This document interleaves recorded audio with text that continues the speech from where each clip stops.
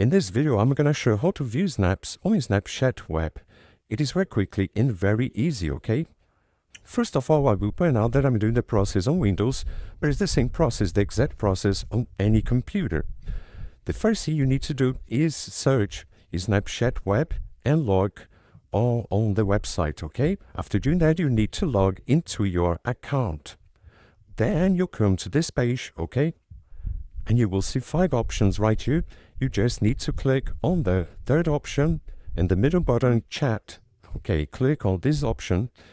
And here you need to accept on your phone the permission to see the chat on Snapchat web, okay? So just accept on your Snapchat, okay, on your phone. Then you need to click on this button and confirm this actually right here, okay?